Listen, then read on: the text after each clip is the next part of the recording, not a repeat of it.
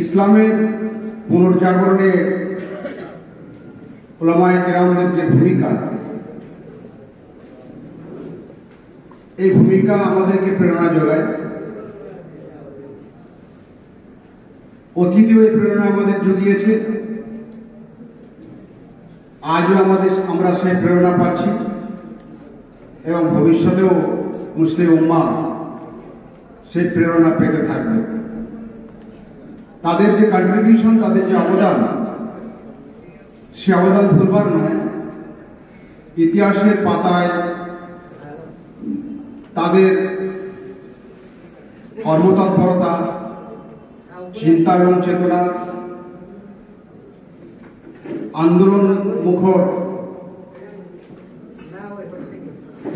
সক্রিয়তা এবং পদক্ষেপ, এগুলো ইতিহাসের পাতায় সোনার আকারে লেখা আছে। তাজদীদ ইহয়া দ্বীন, দিনের যে পুনর্জাগরণ কখন প্রয়োজন হয়? যখন মুসলিম উম্মাহ আভ্যন্তরীণভাবে এবং বাহ্যিকভাবে সমস্যার সম্মুখীন হয়। বিভিন্ন দিক থেকে যখন থ্রেট আসে, হুমকি আসে, সমস্যা উদ্ভব হয়, তার প্রতিকারের জন্য, মোকাবিলার জন্য এই পুনর্জাগরণবাদী আন্দোলনের প্রয়োজন দেখা যায়। আভ্যন্তরীণ যে সমস্যাগুলো, সেটা হলো যে যখন দিনের পূর্ণাঙ্গ রূপ সম্পর্কে আমাদের শরিয়ত যে ধ্যান ধারণা দিয়েছে, সেই ব্যাপারে মানুষের চিন্তা ভাবনার মধ্যে ত্রুটি থাকে। যে কোনো কারণেই হোক, যে কোনো ফ্যাক্টরকে সামনে রেখে হোক, এই সম্পর্কে উম্মার মধ্যে, উম্মার চিন্তা এবং চেতনার মধ্যে যখন ইসলামের পূর্ণাঙ্গ রূপের ব্যাপারে কমিখামি সৃষ্টি হয়, দুর্বলতার সৃষ্টি হয়, তখন উলামায়ে কেরামরা বুদ্ধিভিত্তিক আন্দোলনের ক্ষেত্রে এগিয়ে আসে তাদের চিন্তা ভাবনার পরিবর্তনের জন্য। দ্বিতীয় বিষয় হলো যখন বিদআতের প্রচলন শুরু হয়। এ কথা বলার কোনো প্রয়োজন নেই আপনাদের সামনে যে শরিয়ত এবং বিদআত একে অপরের কিন্তু বিপরীত। তাই এর যখন প্রচলন শুরু হয়, তখন উম্মতের মধ্যে তার আকীদাগত ক্ষেত্রে, চিন্তাভাবনার ক্ষেত্রে, কর্মজগতে, আমলি জিন্দেগিতে খারাপের সৃষ্টি, নাহলে দিন তাদের কাছে আচ্ছা হয়ে যাবে, খারাপের সৃষ্টি হবে। এবং এর ফলে উম্মতের মধ্যে অনৈক্যতার সৃষ্টি হয়।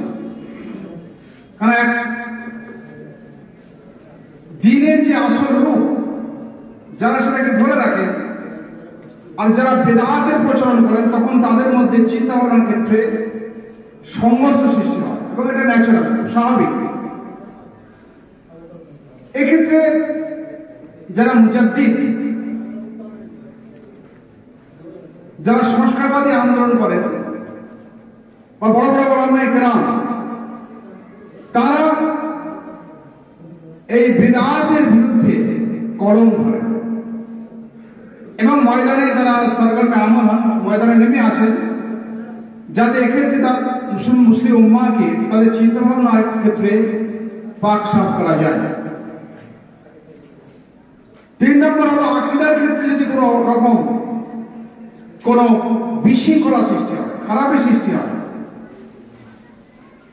এবং এই আকীদার ক্ষেত্রে যখন গড়বড় সৃষ্টি হয়, বিশৃঙ্খলা হয়, স্বাভাবিকভাবে আমলের ক্ষেত্রে তার প্রভাব পড়বে।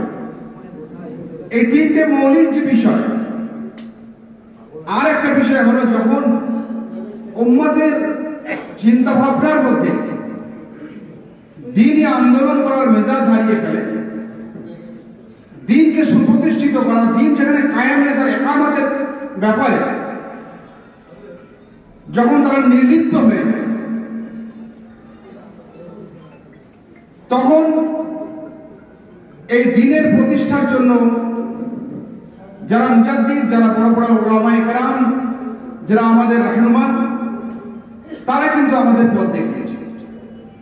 কারণ দিন তো গালিব হওয়ার জন্য এসেছে, দিন মগলুব হওয়ার জন্য আসেনি।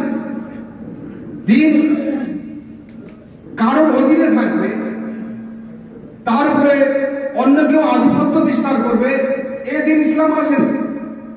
বরং দিনের অধীনে সমস্ত অন্যান্য ধর্ম, মজহাব, চিন্তা ভাবনা, আকীদা তাকে থাকতে হবে। সে ফ্রিডম ইসলাম দিয়েছে, কিন্তু দিন যদি কারো আন্ডারে থাকে, রাজনৈতিক কর্তৃত্ব বা রাষ্ট্রীয় কর্তৃত্ব যদি কোনো ইসলাম বিরোধী আইডিওলজি, কোনো মতবাদ, কোনো আদর্শ, কোনো নিজাম কায়েম থাকে, সেখানে পুরোপুরি দিন মোতাবেক চলা মুসলমানদের জন্য অসুবিধা হবে। আজকের বর্তমান প্রেক্ষাপটে আপনারা বুঝতে পারছেন, আজকে আপনাদের সামনে যে থ্রেট ভারতবর্ষে আসছে, অতীতেও ছিল, এখন সব থেকে আমরা ভয়াবহ ফিল করছি যে ভারতবর্ষের সাম্প্রদায়িক শক্তি, কমিউনাল ফ্যাসিস্ট ফোর্স, তারা কি করতে চাচ্ছে। নিশ্চয় ভারতবর্ষের 20 কোটি মুসলমান তারা আজকে থ্রেট অনুভব করছে যে আমরা আমাদের দিনের তাসাক্ষুস, দিনের আইডেন্টিটি কে নিয়ে আমরা বেঁচে থাকতে পারবো কিনা, আমরা আমাদের কালচার, আমাদের সংস্কৃতি, আমাদের তাহসিব এবং তামাদ্দুনকে নিয়ে আমরা বেঁচে থাকতে পারবো কিনা, আমরা আমাদের আকীদাকে রক্ষা করতে পারবো কিনা। এমন তো হতে পারে যে তারা আমাদের উপরে জোর জবরদস্তি করতে পারে যাতে আমরা আমাদের আকীদাকে পাল্টে দিই, তাদের সংস্কৃতিকে অনুসরণ করি। আমি এক্ষেত্রে আপনাদের চেতাবনী দিতে চাই যে ভারতবর্ষের অতীত ইতিহাস কিন্তু ভালো নয়। এই যে আজকের যারা কাজগুলো করছে, যে শক্তি, এই ভারতবর্ষে এই ব্রাহ্মণ্যবাদী শক্তি, তারা বৌদ্ধ ধর্মকে উপরে, বৌদ্ধদের উপরে নির্যাতন, নিপীড়ন চালিয়েছে। সাংস্কৃতিক আগ্রাসন তাদের উপরে চালানো হচ্ছে। আজকে বৌদ্ধ ধর্ম হিন্দু ধর্মের একটা শাখা হিসাবে পরিগণিত। গৌড়ের রাজা শশাঙ্ক গণসংহার করেছে, তাদের অত্যাচার, নিপীড়ন নেমে এসেছিল। এই বাংলার বুকে সেম ডাইনাস্টি, সেম রাজবংশের লোকেরা তারা প্রবলভাবে ব্রাহ্মণ্যবাদী সংস্কৃতিকে মানুষকে চাপিয়ে দিয়েছে, খিলাফের বিদ্বেষের বাতাবরণ সৃষ্টি করেছে। মানুষ হিসাবে সেখানে বাঁচতে পারেনি। কিন্তু যখন ইসলাম এখানে এলো এই বাংলার জমিনে, তখন লোকেরা মুক্তির স্বাদ পেয়েছিল এবং ইসলামকে তারা গ্রহণ করেছিল।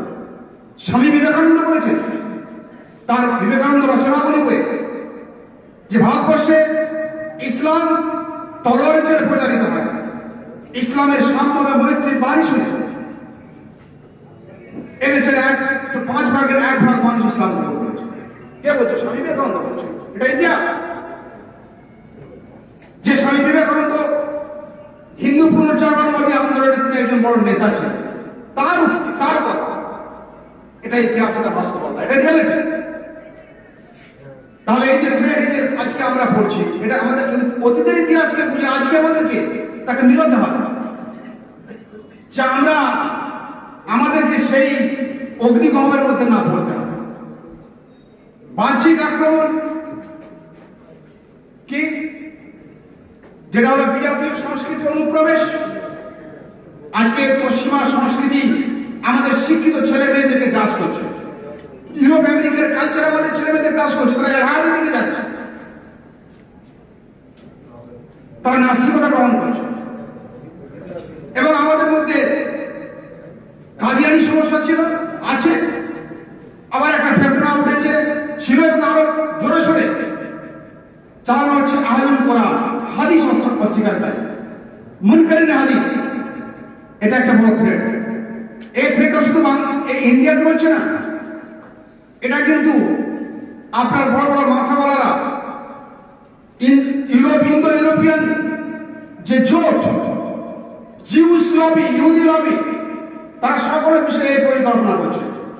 যে মুসলমানদেরকে হাদিসে বিরোধী করে দিতে হবে, তার মানে তারা ইমান হারা হয়ে যাবে, নষ্ট হয়ে যাবে, সেটা কিন্তু ভিতরে ভিতরে শুরু হয়েছে।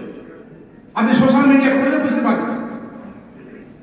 এবং আজকে আমাদের উপরে আদর্শগত হামলা হচ্ছে। আর ইসলামোফোবিয়া, ইসলামের নাম শুনলে আতঙ্ক।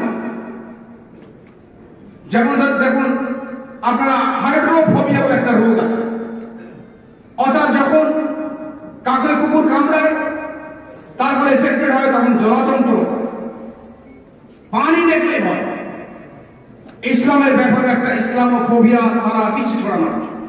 এবং ভারতবর্ষে ইসলামোফোবিয়ার ক্ষেত্রে পরিসংখ্যান বলছে, তথ্য বলছে যে যত ইসলামোফোবিয়ার ব্যাপারে সোশ্যাল মিডিয়ায়, পত্র পত্রিকায়, বইপত্র লেখা হয়েছে, তার 70% কিন্তু এখন বেশি ইন্ডিয়া থেকে হচ্ছে ইসলামোফোবিয়ার কারণে। কারা করছে আপনারা জানেন? যখন মানসিক দাসত্বের শিকার হয় তখন মুসলিম উম্মাহকে পথ দেখানো জরুরি। ওলামায়ে কেরাম সেটা কিন্তু করেছেন। মানসিক দাসত্ব মওলানা সাইয়্যিদ আবুল আলা মওদুদী রাহমাতুল্লাহ বলেছেন একটা বই, ইসলাম ও পাশ্চাত্য সভ্যতার দ্বন্দ্ব, বইটা বাংলা হয়েছে, তানকিয়া উর্দুতে। তাতে বলেছেন যখন একটা জাতি যদি রাজনৈতিক গোলামির অধীনে পড়ে, তার হাত থেকে জাতি উদ্ধার পেতে পারে পলিটিক্যাল মুভমেন্টের মাধ্যমে, রাজনৈতিক আন্দোলনের মাধ্যমে। যেমন ধরুন ভারতবর্ষে 190 বছর রাজত্ব করেছে ব্রিটিশরা, সকলেই হিন্দু মুসলিম সকলে মিলে আন্দোলন করেছে, স্বাধীনতার আন্দোলন, দেশকে মুক্ত করেছে, দেশকে আজাদ করেছে। 1947 সালে 15 আগস্ট আমরা আজাদি পেয়েছি, লাভ করেছি। কিন্তু যখন একটা জাতি মানসিক গোলামির মধ্যে পড়ে, অন্যের সংস্কৃতিকে, অন্যের তাহজিব তামাদ্দুন অনুসরণ করতে শিখে, তাদের চেপে বসা, নিজের সংস্কৃতি, নিজের আকীদা, নিজের বিশ্বাস, নিজের ধর্মীয় মূল্যবোধ, ধর্মীয় চেতনা, এগুলো যখন তারা তা থেকে দূরে সরে যায়, তখন তা থেকে উত্তরণ কিন্তু খুব মুশকিল। এই প্রেক্ষাপটে আমরা দেখব, এবং সেই সঙ্গে সঙ্গে রাজনৈতিক এবং রাষ্ট্রীয় কর্তৃত্ব যখন মুসলমানদের উপরে চেপে বসে, তখনও তাজদিদে ইহায়াতের দরকার রয়েছে।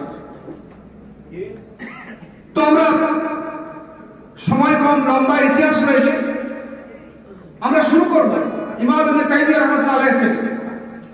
তার আগে যে আমাদের 4 জন মহান ইমাম, তারা যে কাজ করেছেন,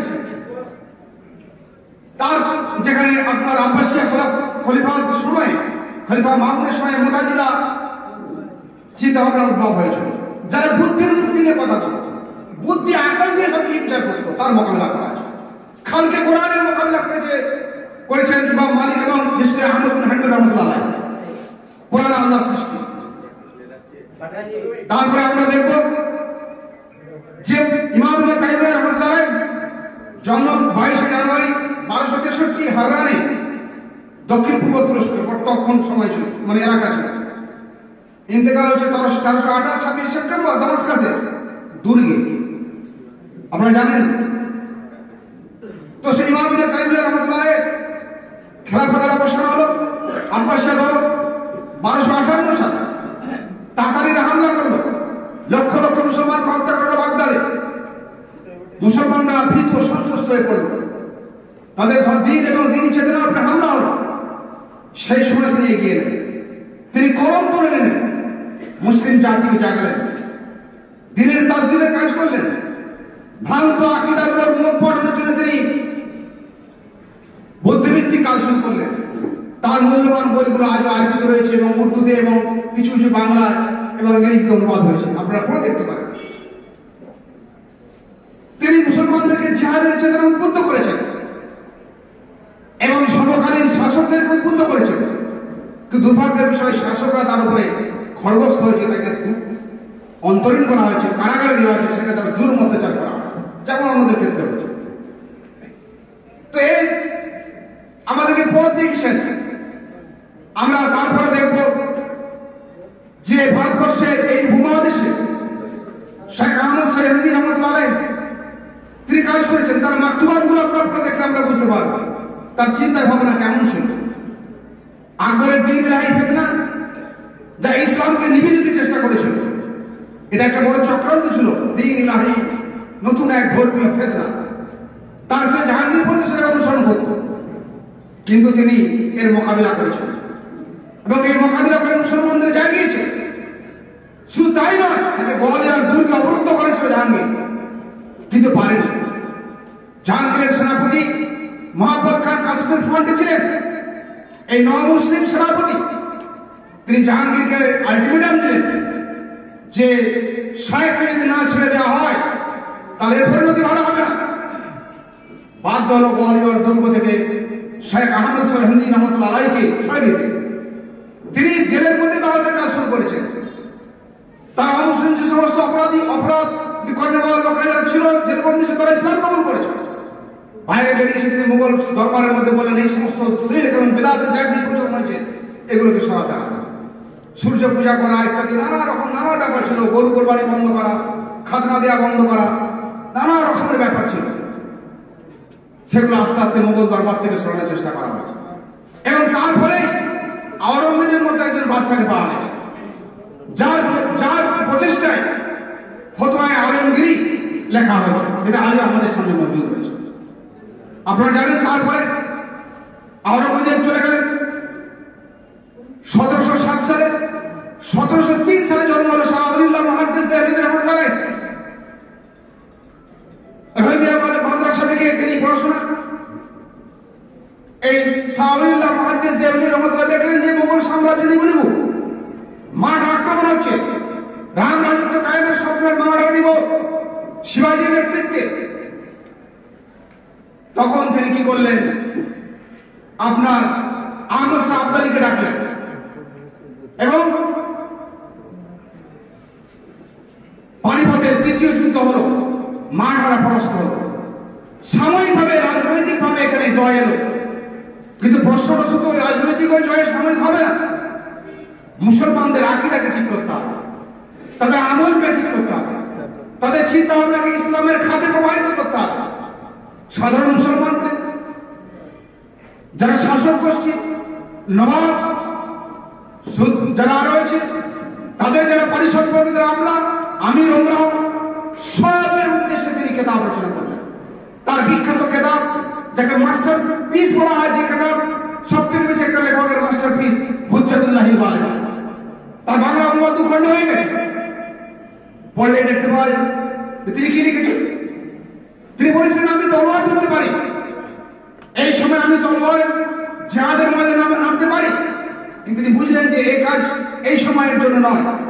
তাহলে মুসলমানদের মধ্যে বুদ্ধিবৃত্তিক জাগরণ ঘটাতে হবে, এই ইন্টেলেকচুয়াল মুভমেন্টে তিনি গেলেন এবং তার এই যে লিখে যাওয়া কেতাব, ইমাম ইবনে তাইমিয়া লিখে যাওয়া কেতাব, এই সমস্ত কেতাব এবং বইগুলো পরবর্তী সময়ে অন্যান্য ওলামায়ে কেরাম যারা তাজদীদের কাজ করে তাদেরকে প্রেরণা দিবে, তাদের ইন্সপিরেশন জুগিয়েছে। এটা ভারতবর্ষের পাক উপমহাদেশে।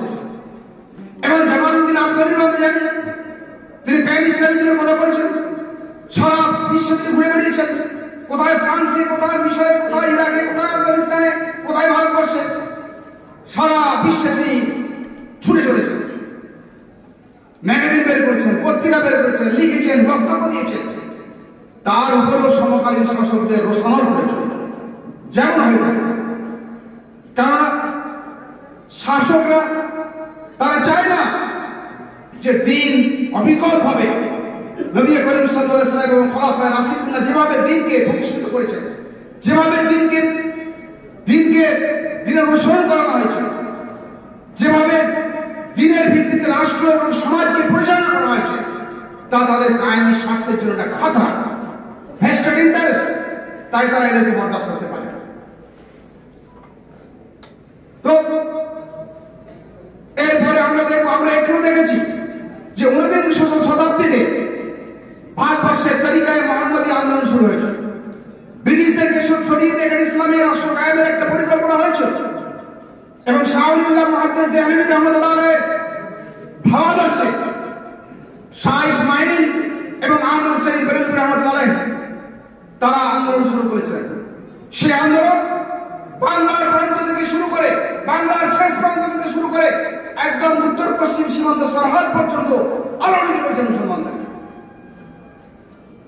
কিন্তু দুর্ভাগ্যের বিষয় 1831 সালে বালাকোটের প্রান্তরে তারা এই মহান দুই আলেম দ্বীপ শহীদ হয়ে গেছে এবং শহীদ হওয়ার পর এই আন্দোলন তার যে স্পিরিট সেই স্পিরিটকে তারা হারিয়ে। কিন্তু তবু 1857 সালে এরই ফল হিসাবে মুসলমানরা আবার রিভাইভ করার জন্য তারাই মূলত এগিয়ে আসে এবং সিপাহী বিদ্রোহের কাজ শুরু করে, কিন্তু সেটাও ব্যর্থ হলো। তারপরে ইতিহাস একটা আলাদা আর অন্যদিকে ইতিহাস প্রবাহিত হলো। তো এই যে একদম বাংলার বুকে মৌলানা রাজিউল ইসলাম নদভী সাহেব স্মরণ করে দিয়েছেন আমাদের, এই বাংলা ইসলামী আন্দোলনের জারখেজ এলাকা, খুব ফার্টাইল এলাকা, খুব উর্বর এলাকা, যদি আমরা ইতিহাসকে জানতে পারি। আপনার হাজী শরীয়তুল্লাহ তিনি ফরিদপুরের মানুষ ছিলেন, বর্তমানে বাংলাদেশে। তার সন্তান মহাসিন দুদু মিয়া এবং বর্তমান উত্তর 24 পরগনার বারাসাতের সংলগ্ন এলাকায় নারকেল বেড়িয়ার হাজী বিন নিসার আলী, সৈয়দ নিসার আলী, যাকে তিতুমির বলা হয়। এই আন্দোলনগুলো কি ছিল? এই আন্দোলন ছিল আরবের ভূমিতে যে আন্দোলন, এই আন্দোলন ভারতবর্ষের পাক ভারত বাংলাদেশে যে আন্দোলন, যে তরিকায় মোহাম্মদী আন্দোলন, এই আন্দোলনের প্রোডাক্ট ছিল, তারই ফল হাজী শরীয়তুল্লাহ, যাকে আমরা বলি ফরায়েজি আন্দোলন, ফরায়েজি মুভমেন্ট। এই মুভমেন্ট আমরা ইতিহাসে পড়েছি। তো এই আন্দোলন কি ছিল? মুসলমানদেরকে হিন্দু সংস্কৃতির হাত থেকে বাঁচানো, মুসলমানদের আকীদাকে দুরুস্ত করা, মুসলমানদের আমলকে ঠিক করা, মুসলমানদের কালচার এবং সংস্কৃতি শরীয়ত মোতাবেক গড়ে তোলা।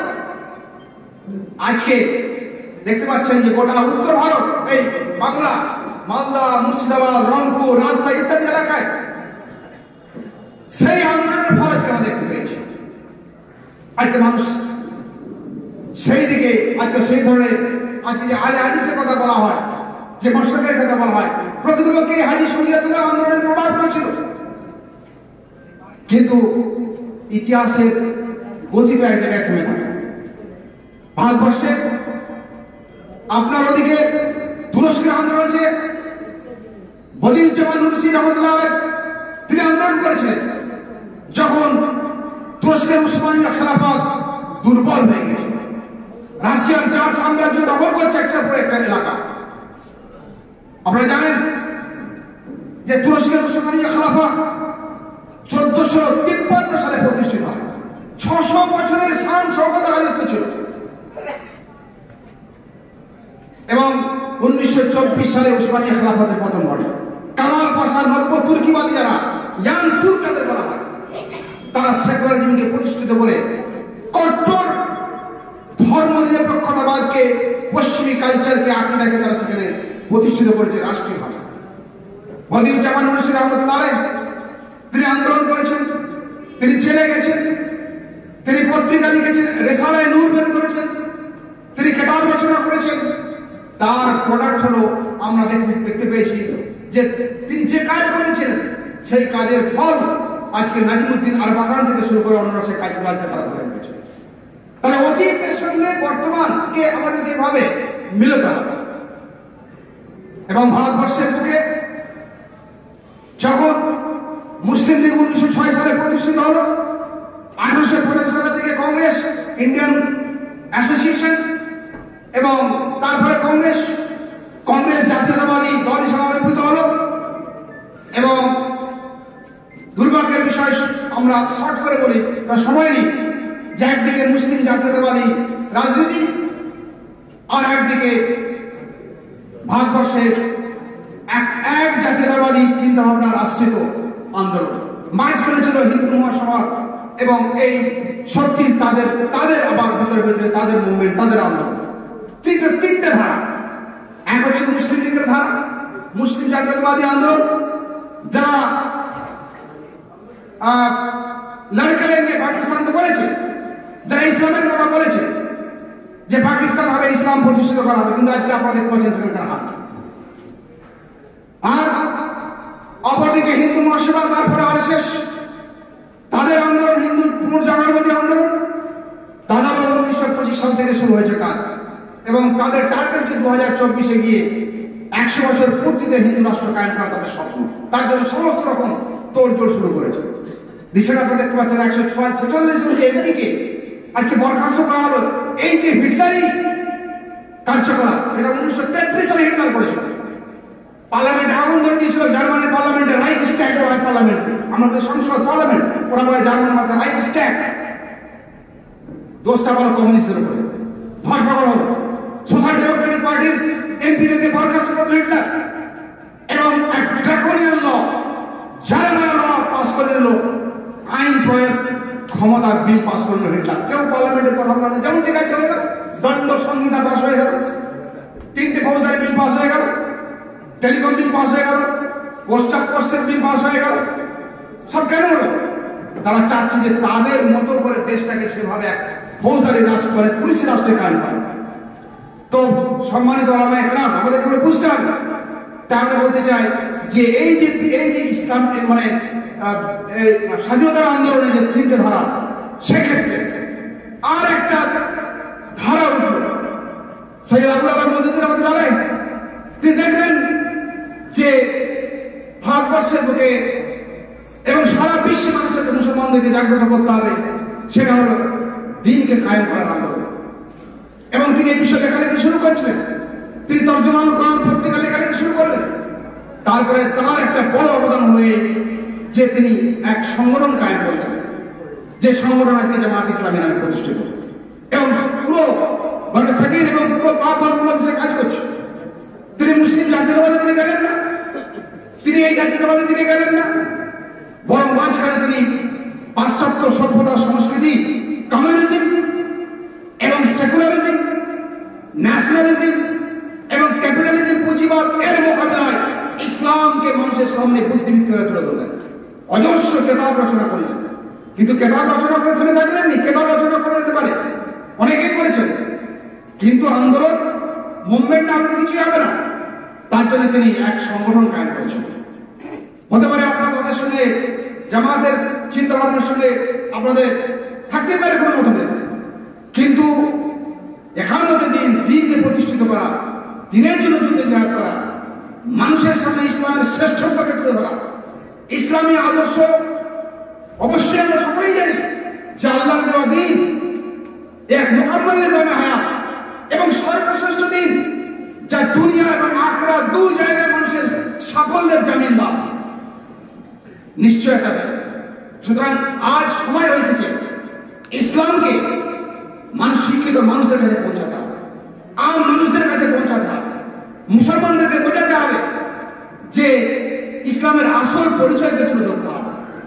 ইসলামকে সীমাবদ্ধ রূপে পরিচিত করা নয়, বরং ইসলামের পূর্ণাঙ্গ রূপকে মানুষের সামনে তুলে ধরতে হবে। যেমন নবী করিম সাল্লাল্লাহু আলাইহি ওয়াসাল্লাম খোলাফায়ে রাশিদিন, আইম্মায়ে মুজতাহিদিন এবং ওলামা হাজরাতরা করে গেছেন, সেই কাজকে আমাদের করতে হবে। এই আমাদের আত্মীয় মুসলিম যুবকদেরকে বাঁচাতে হবে, পাশ্চাত্য আইডিওলজি আদর্শ মতবাদ থেকে মুসলমানদেরকে বাঁচাতে হবে, মুসলিম শিক্ষিত সম্প্রদায়কে বাঁচাতে হবে এবং বলতে হবে আপনাদেরকে মসজিদে খুতবায়, বাইরে সমস্ত জায়গায় যে ইসলামই হচ্ছে একমাত্র আজকের যুগে, শুধু আজকের যুগে নয়, কিয়ামত পর্যন্ত এটাই হচ্ছে একমাত্র অল্টারনেটিভ, একমাত্র বিকল্প। এর কোনো বিকল্প নেই। মানবতা আজকে পথহারা, চারিদিকে যুদ্ধ এবং সন্ত্রাস, লক্ষ লক্ষ বনি আদমকে দুনিয়া থেকে সরে দেওয়া হচ্ছে, জোর জার মনে চলছে, সবলের অত্যাচার দুর্বলতা চলছে। আজ ফিলিস্তিনের বুকে আপনারা দেখতে পাচ্ছেন নারী শিশুকে হত্যা করা হয়েছে নির্বাক। ইউরোপ এবং আমেরিকা সাধারণ মানুষের রাস্তা নেমেছে, কিন্তু গোটা ইউরোপ এবং আমেরিকার শাসন গোষ্ঠী তাদেরকে তলে তলে সাহায্য করেছে। কিন্তু ফিলিস্তিনিদের আজকে ঈমান আমরা দেখতে পাচ্ছি, তাদের ঈমান কেমন মজবুত, তাদের বাচ্চারা, তাদের নারীরা, তাদের যুবকরা, তাদের বৃদ্ধরা। ইসরায়েলিরা ভয়ে পালাচ্ছে, পর্তুগালে পালাচ্ছে, আমেরিকায় পালিয়ে যাচ্ছে জান বাঁচাবার জন্য। যে ইসরায়েলি তাদেরকে পানা দিয়েছিল, সেজন্য জোর করে রাষ্ট্র কায়েম করেছিল 1948 সালে মুসলমানদের, ফিলিস্তিনের মুসলমানদের জমিকে দখল করে। আজ তারা পালাচ্ছে, কিন্তু মুসলমানরা তাদের পালাচ্ছে। তারা বলছে আমরা যদি মরি শরীর এখানেই বল। এ তাদের ঈমান। এই ঈমানকে আজকে আপনাদের জাগ্রত করতে হবে। ঈমানের পরে আপনাদের বলিয়ান হতে হবে। ঈমান ইসলামই আমাদের রক্ষা করবে। শেষ কথা হলে মুসলমান ইসলামকে রক্ষা করেনি, মুসলমান ইসলামকে রক্ষা করেনি,